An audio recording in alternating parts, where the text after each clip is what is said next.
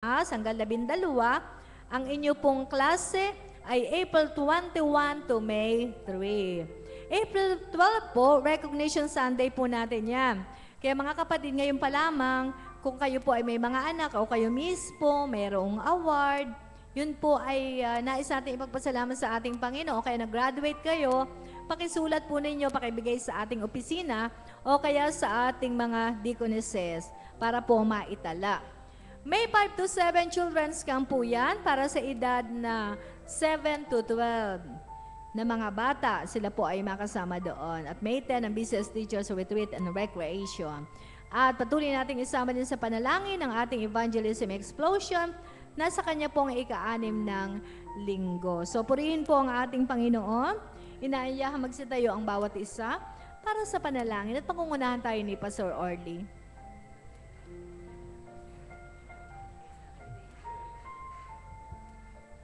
Tayo manalangin. O Diyos, kami po ay lumalapit sa iyong trono ng kahabagan. Tinataas ang aming mga dalangin. Nilalapit po namin ang aming mga kapatid na nabanggit na naroon sa kalagayan ng karamdaman. O Diyos, patuloy po naming tinataas ang aming mga pananampalataya na ikaw po ang magbibigay ng katugunan sa pangailangan po nila ng kagalingan. Amin pong pinaniniwalaan, O Diyos, ang iyong makalangit na mirakulo. Sa iyong kalooban, O Diyos, ay amin pong dalangin ang kanilang mga kagalingan. Hindi, Panginoon, ang patuloy naming dalangin sa mga manggagamot na sa kanila'y tumitingin, kumakalinga. Ikaw din po ang patuloy na magpapala sa kanilang mga ginagamit na medisina at iba pang bagay na kailangan para sa kanilang treatment. Ikaw na rin po, O Diyos, ang patuloy na magpapalakas ng kalooban ng kanilang mga mahal sa buhay, lalo na po ang mga nagkakalinga sa amin po mga kapatid na may karamdaman. Dalangin din po namin ang probisyon na pinansyal, matustusan, Panginoon, ang kanila pong mga pangangailangan at naniniwala po kami, O Diyos, na Ikaw ang tutulong sa kanila, kanilang matatawid ang pagsubok na ito sa kanilang buhay. Hindi po, Panginoon, lingapin po ninyo ang aming iglesia sa napakaraming ipinanawagan sa activity, Panginoon, ng iglesia, ng evangelism.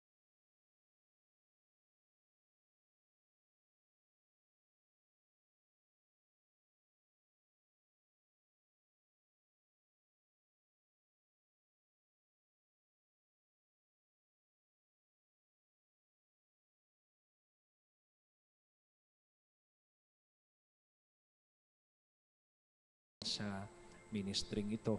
Ngayon din po, Panginoon, sinasamo po namin ang aming events for the Centennial Anniversary.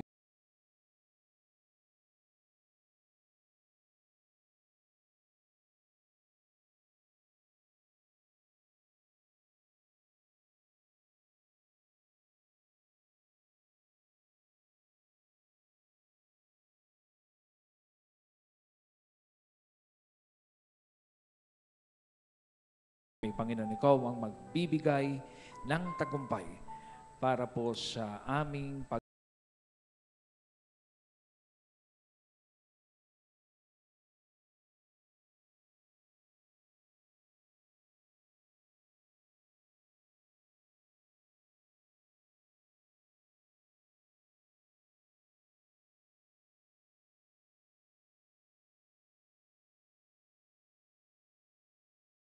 sa kanilang patuloy na pagmamahal at pagkalinga sa iyong iglesia. Gamitin po ninyo sila, marami pang buhay ang kanilang maimpluwensyahan, madala, Panginoon, sa paanan ng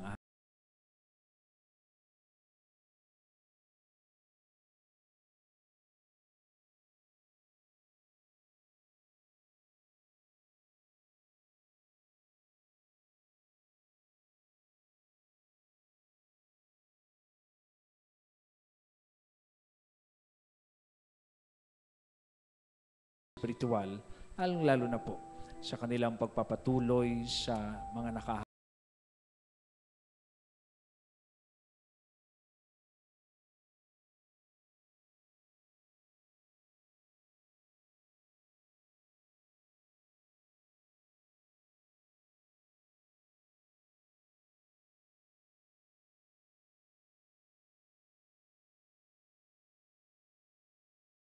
Ito ang aming dalangin sa pangalan ni Jesus. Amen.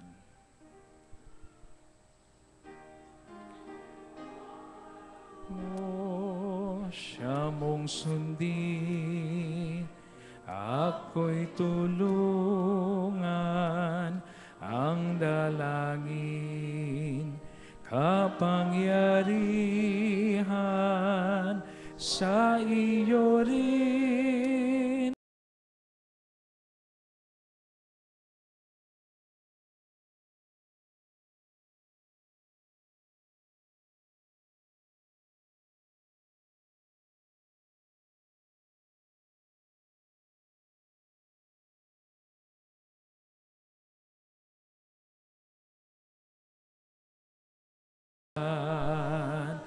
Hanggang si Kristo ay mamastang, tanging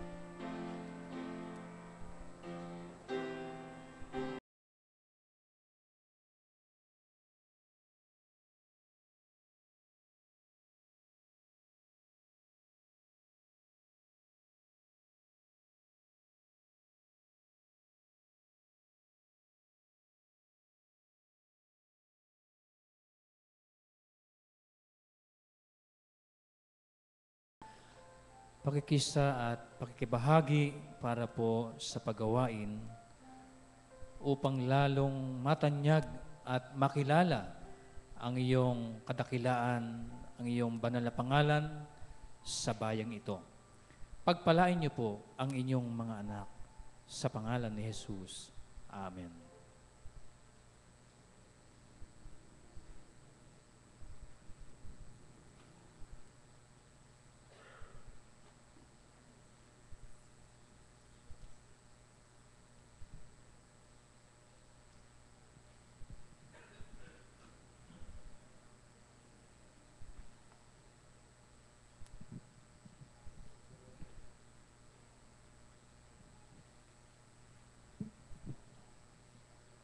Ang ating pong aralin sa Matandang Tipan ay matatagpuan sa Aklat ng Exodo, Kabanatang 10.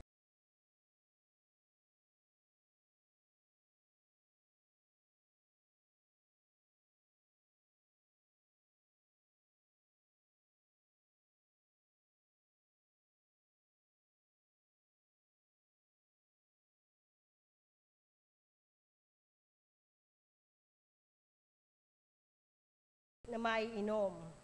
Bakit kayo nagagalit? Bakit hindi kayo magtiwala kay Yahweh? Sagot ni Moises. Ngunit talagang uhaw na ang mga Israelita, kaya sinumbatan nila si Moises. Inialis mo ba kami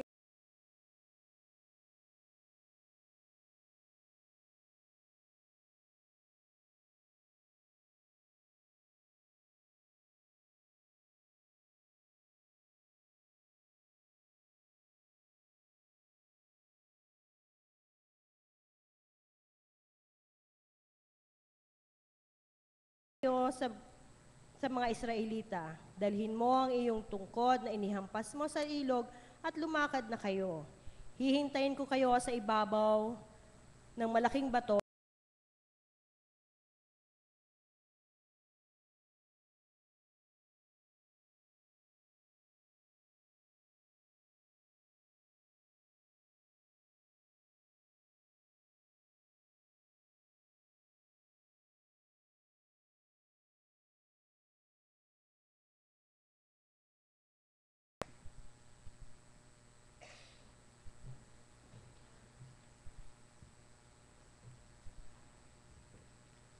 Ang ikalawang pagbasa ng ating aralin, matatagpuan sa Bagong Tipan mula sa epistola sa aklat na isinulat ni Apostol Pablo sa mga Kristiyanong nagkakatip.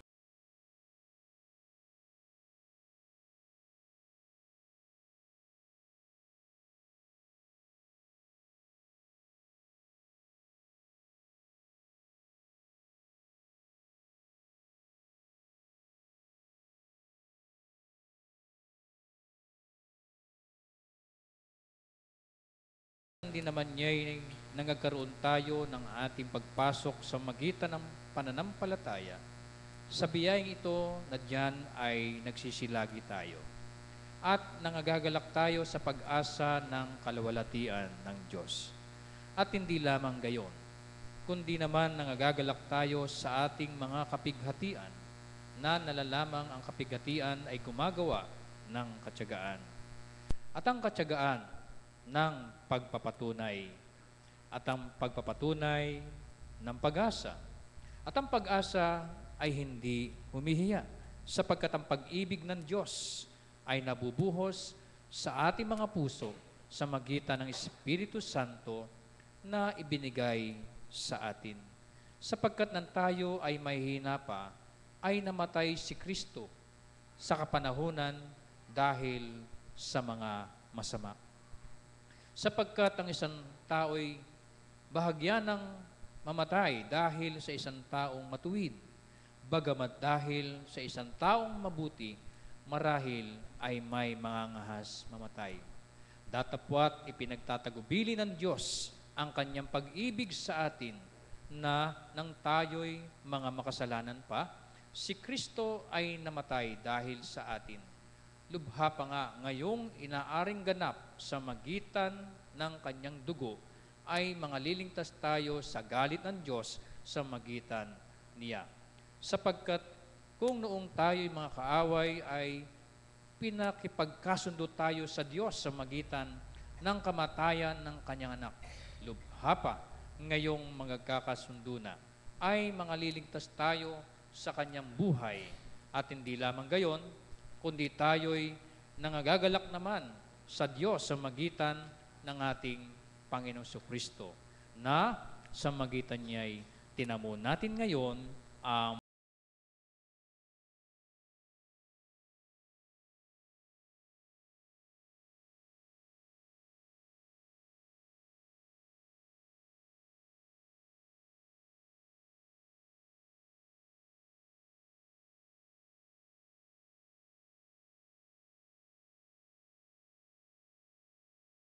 pagbasa. Sumapit nga siya sa isang bayan ng Samaria na tinatawag na Sicar, malapit sa bahagi ng lupang ipinigay ni Jacob kay Jose na kanyang anak. At naroon ang balon ni Jacob. Si Jesus nga ay napapagod sa kanyang paglalakbay at naupong gayon sa tabi ng balon. Nakikianim na ng oras. Dumating ang isang babaeng taga Samaria upang umikib ng tubig. Sa kanya'y sinabi ni Jesus, "Painumin mo ako." Sapagkat napasabayan ng kanyang mga alagad upang magsibili ng pagkain. Sinabi nga sa kanya ng babaeng Samaritana, Paano ngang ikaw na isang Hudyo ay humingi ng maiinom sa akin na ako'y babaeng Samaritana, sapagkat hindi nangakikipag-usap ang mga Hudyo sa mga Samaritano? Sumagot si Jesus at sa kanya ay sinabi, kung mapagkikilala mo ang kaloob ng Diyos at kung sino ang sa iyo ay nagsasabi, painumin mo ako at ikaw ay hihingi sa kanya at ikaw ay bibigyan niya ng tubig na buhay. Sinabi sa kanya ng babae, Ginoo, wala kang sukat isalok ng tubig at malalim ang balon. Saan nga naroon ang iyong tubig na buhay? Dakila ka pabaga sa aming amang Jacob na sa amin nagbigay ng balon at dito'y uminom siya at ang kanyang mga anak at ang kanyang mga hayop. Sumagot si Jesus at sinabi sa kanya, ang bawat uminom ng tubig na ito ay muling mauuhaw. At sino mang uminom ng tubig na kaniya ay aking ibibigay ay hindi mauuhaw magpakailanman, ngunit ang tubig na sa kaniya ay aking ibibigay ay magiging isang balon ng tubig na bubukal ng kabuhayang walang hanggan. Sinabi sa kanya ng babae, Ginoo, ibigay mo sa akin ang tubig na ito upang ako'y huwag mauhaw, ni pumarito man sa ganito kalayo.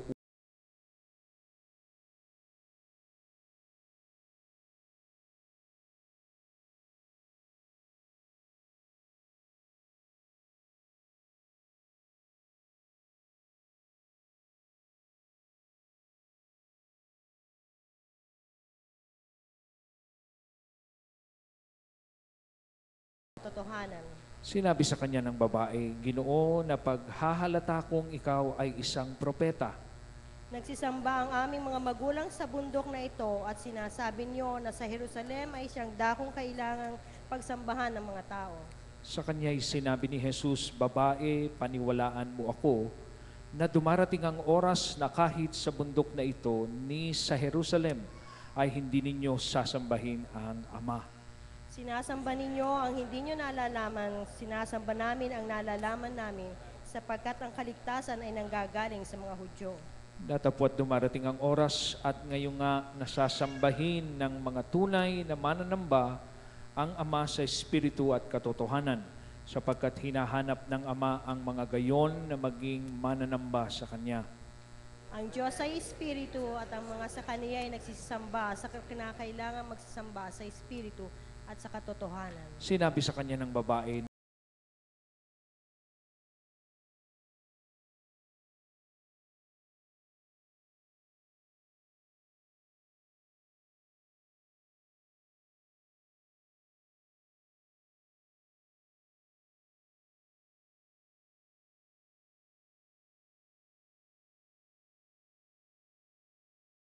walang taong nagsabi, ano ang iyong hinahanap o bakit nakikipagsalitaan ka sa kanya? Sa gayoy iniwan ng babae ang kanyang banga ng tubig at nagpasa bayan at sinabi sa mga tao, Magsiparito kayo. Tingnan ninyo ang isang lalaki na nagsabi sa akin ng lahat ng mga bagay na aking ginawa. Mangyayari kayang ito ang Kristo. Nagsilabas sila sa bayan at nagsiparoon sa kaniya. Samantala ay ipinamamanhik sa kanya ng mga alagad na nangagsasabi, Rabi, kumain ka. Datapwat sinabi niya sa kanila, ako'y may pagkain kakanin na hindi nyo nalalaman. Ang mga alagad nga ay nangagsangusapan, may tao kayang nagdala sa kanya ng pagkain. Sinabi sa kanila ni Jesus, ang pagkain ko ay ang aking gawain, ang kalooban ng sa akin ay nagsugo at tapusin ang kanyang gawa.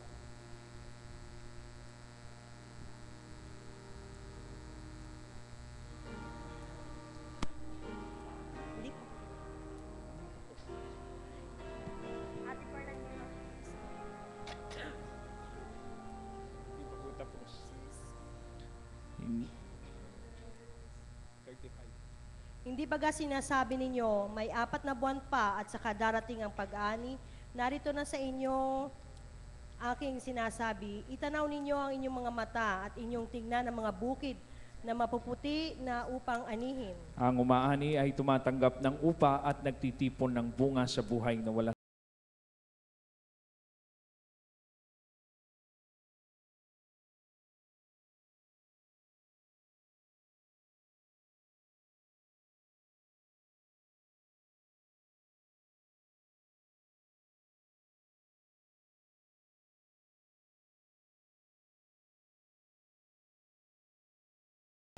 dahil sa salita ng babae na nagpatotoo. Sinabi niya sa akin ang lahat ng mga bagay na aking ginawa. Kaya nang sa kanya'y magsidating ang mga Samaritano, ay sa kanya'y ipinamanhik nila na matira sa kanila at siya'y natira roon ng 2 araw.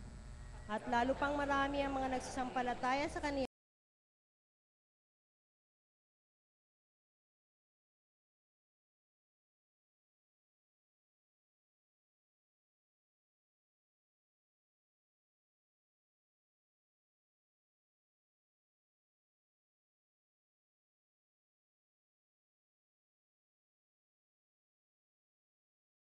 All is done.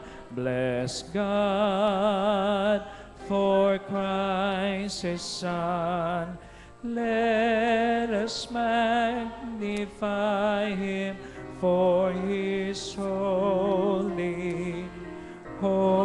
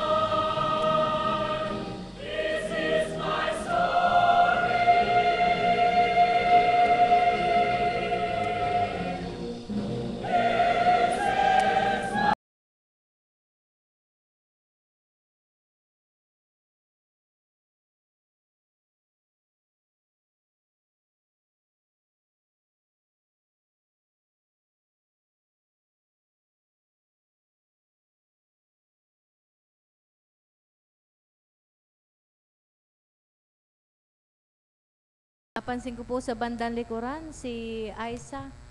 Ayan, si Aiza Villanueva mula po sa Australia. Katabi ba si Dave? Ano ba si Dave? Oh, hindi. Natatabi nga kasi. At siyempre, si Dave naman po galing sa Singapore. Ayan, salamat po sa ating Panginoon. Okay, ang ating pong tagapagsalita, kilala nyo naman, di ba? Oh. Pero alam ko po na isang napakalaking pagkakataon ang binigay sa kanya ating Panginoon upang siya po ay maging daluyan na mensahe ng ating Diyos. At siya po ay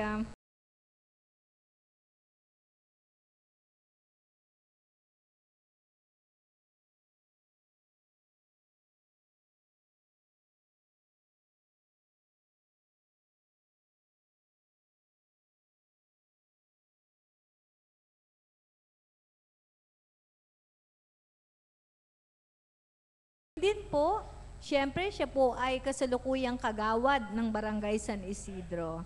Kaya busy po siya lagi. Actually, lagi ko pong hinahanap sa Bible study pagka Wednesday. Pero alam ko po na meron din namang ministering pinapagawa sa kanya ang ating Panginoon sa ating barangay. Kaya siya lagi.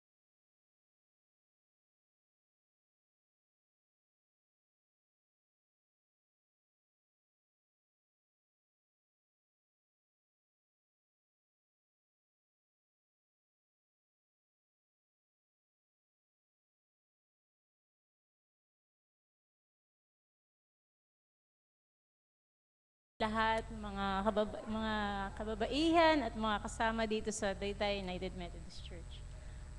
Ngayon po ay buwan ng Marso at lingid po sa inyong kaalaman ay ito po ay buwan ng mga kababaihan o Women's Month. At ang topic po na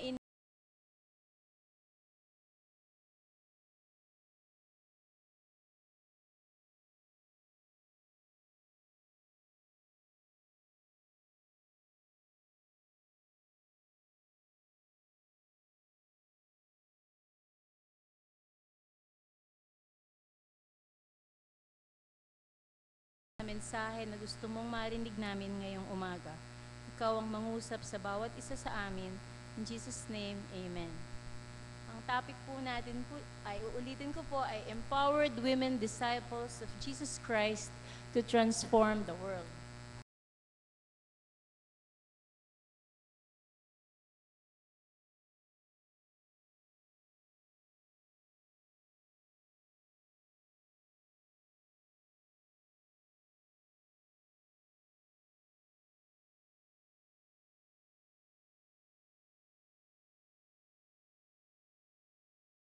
At mag-excel sa mga larangang ito. We have our lady presidents, senators, congressmen, council.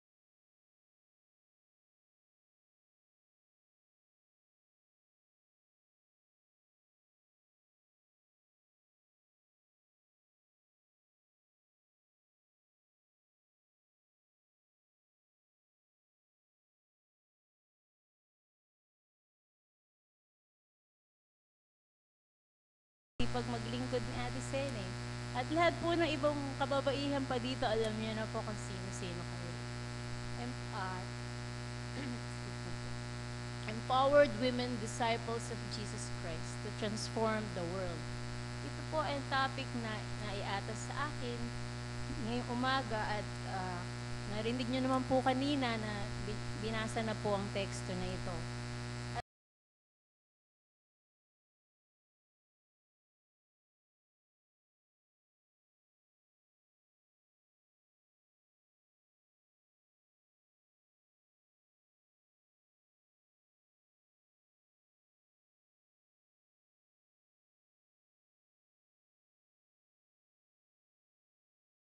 Isang lugar ng mga Hudyo. Hindi ko po alam bakit ayaw po nilang dumaan sa Ang mga Hudyo po, iniiwasan po nilang dumaan sa Samaria. Dadaan pa po sila ng Galilee. 17 miles po, dadaan sila sa Galilee para lang hindi sila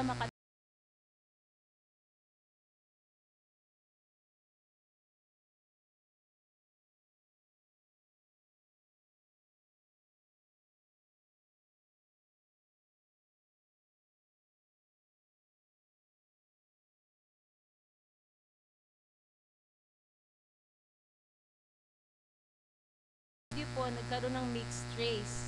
At alam nyo naman po, ang mga Hudyo ay ayaw na ayaw nilang magkakaroon ng mixed race. Pinili po ng ating Panginoon na Jesus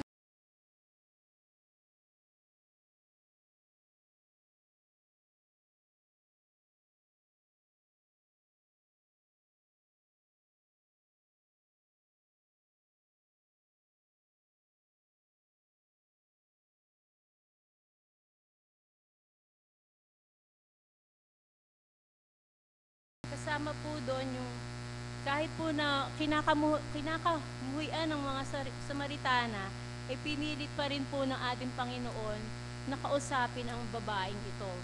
Alam po ni Jesus na ang babaeng ito ay makasalanan.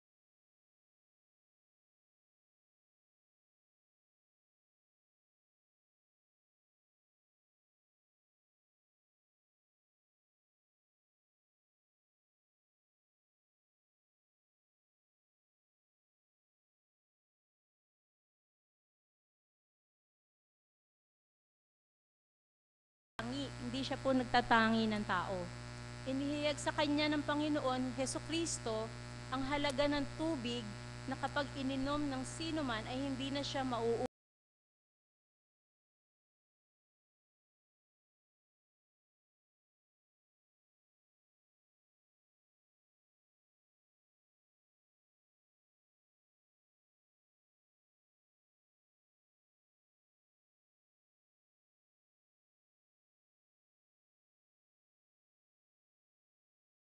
Ni Jesus na ang babaeng Samaritana nito ay maraming asawa. Kumbaga sa palabas,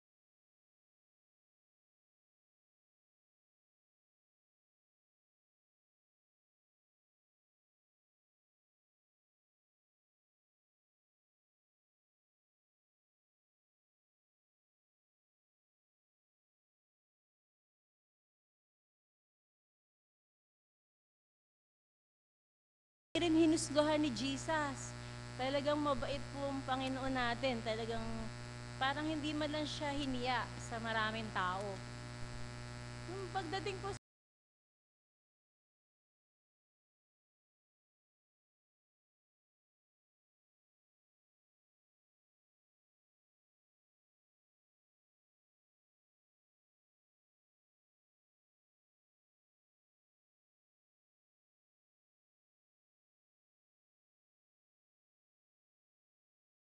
mahalaga ang lugar, sinabi ni Jesus, kung saan ka dapat sumamba.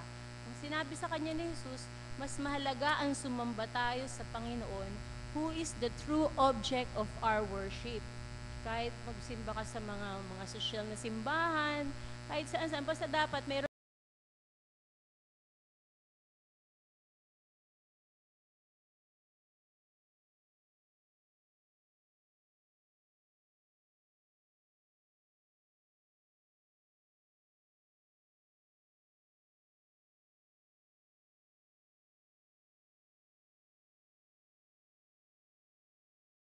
parang ito na yung propeta.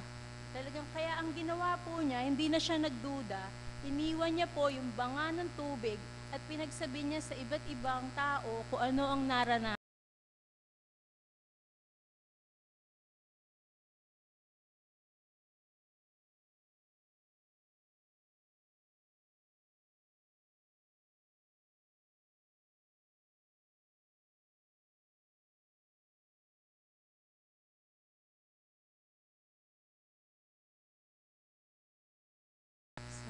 Samaritana.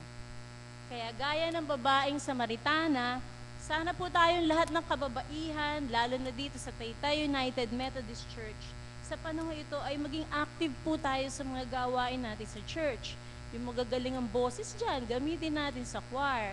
Nandiyan naman si Glemson, pwede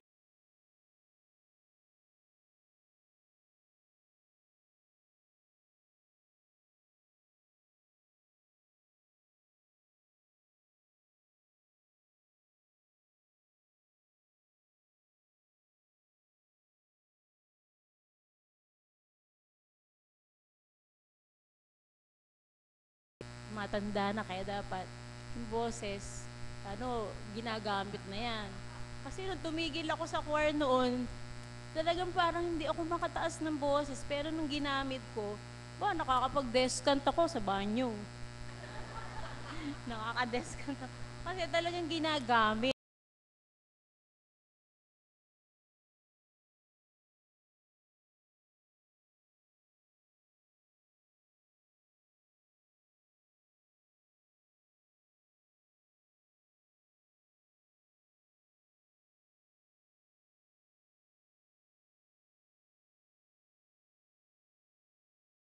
Tapos, ano pa ba?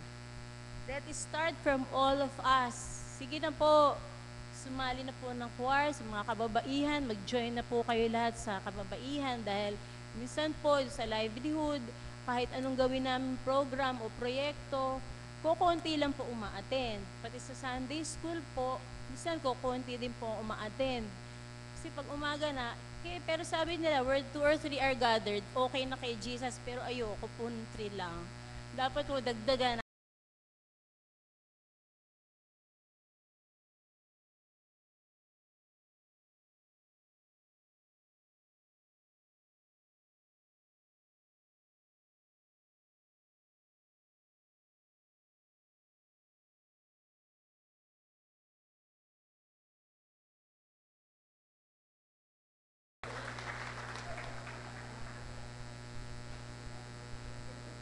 Makakarinig po tayo ng handog awit na magmumula kay tinatawagan po ang mga tagalikom.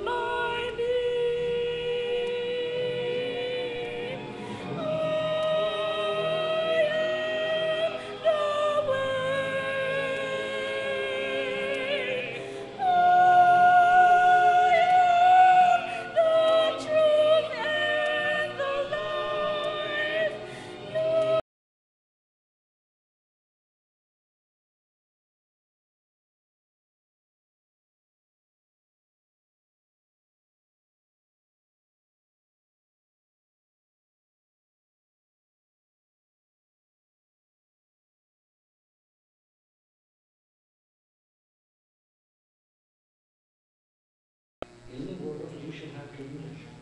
But be of good cheer. I have overcome the world.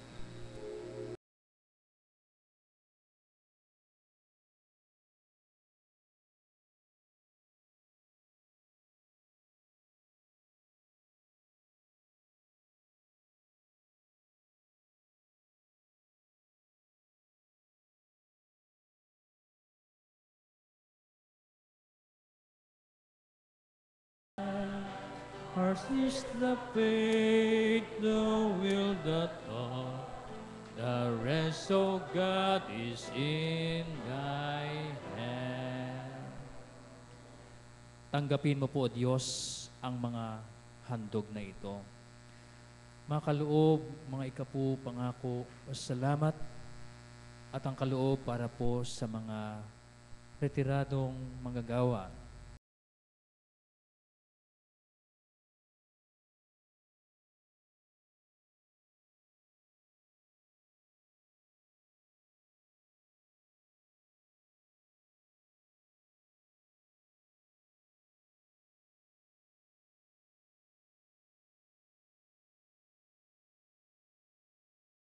Ang inyong biyaya. Sa pangalan ni Jesus. Amen.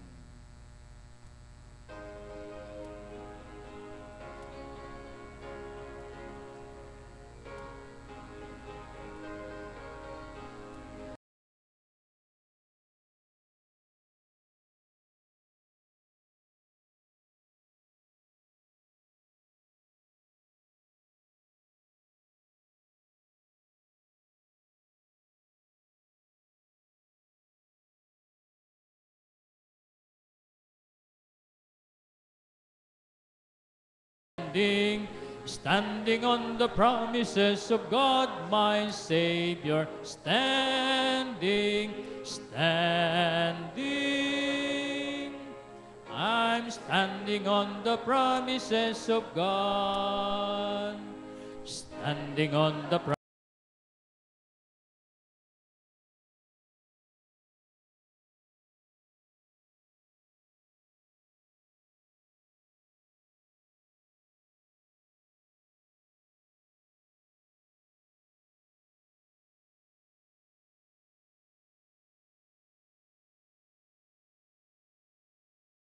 Promises of God, my Savior, standing.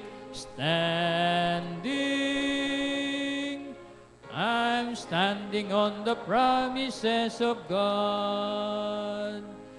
Standing on the promises that now can see. Perfect present cleansing in the blood for me. Standing in the liberty where Christ makes free. Standing on the promises of God.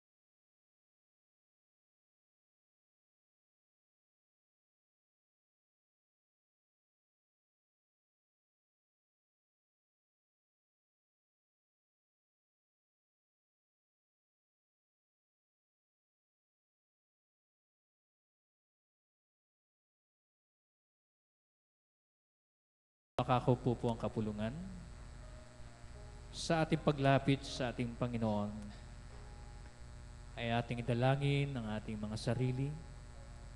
Italaga natin ng mayroong pagtitiwala sa ating Diyos na Siya ang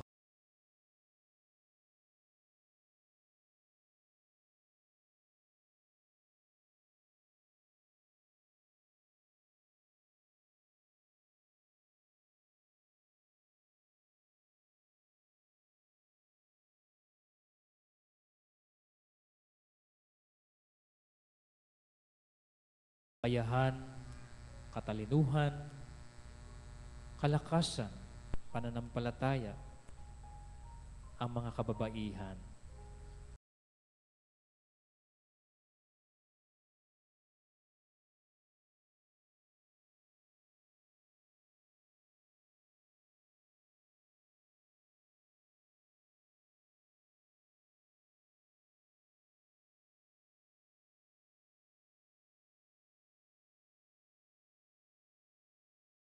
Lahat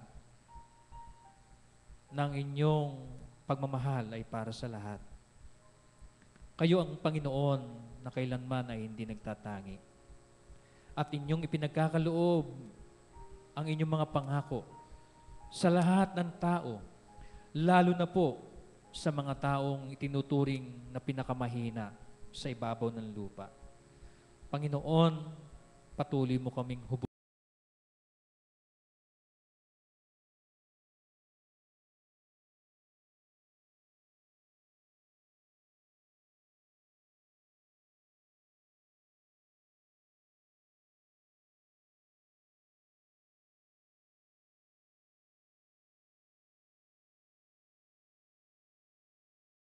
Lingkod sa inyong napakalawak na ubasan.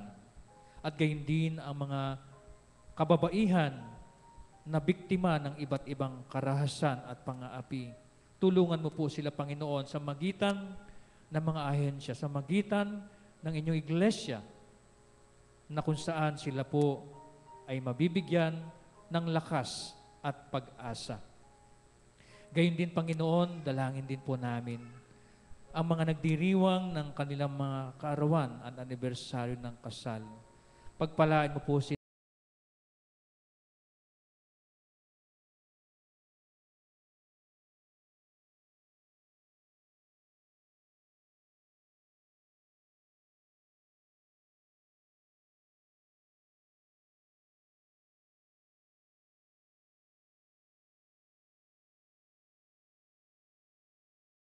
Ang masasayang karanasan ng buhay at pagpapala nito.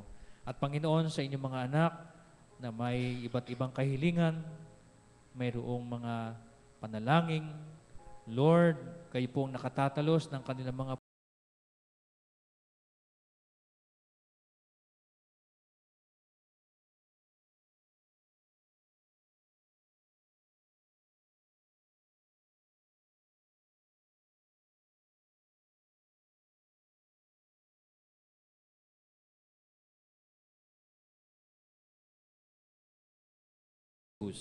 Amen.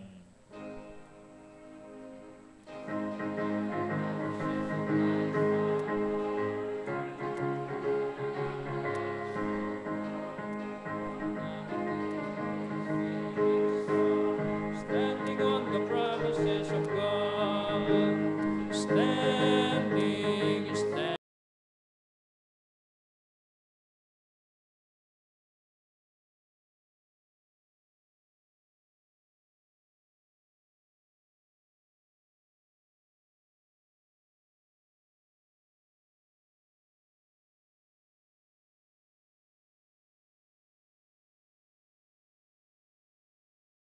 Ang biyaya, basbas at pagpapala na nagmumula sa ating Diyos amang nasa langit. Ang patuloy na pag-ibig, habag at pagliligtas ng ating dakilang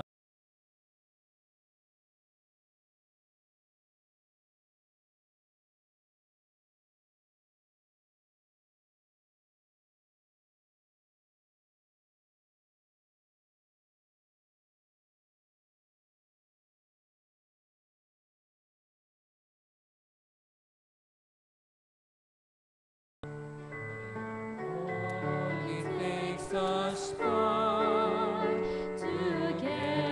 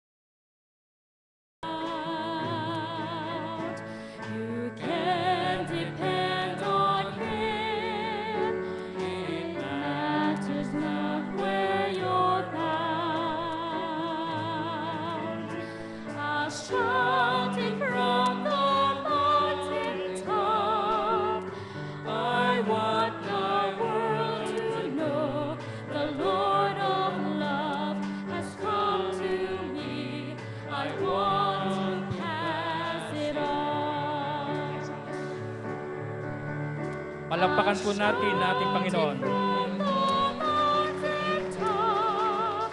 I want my world to know the Lord of love has come to me. I want to pass it on.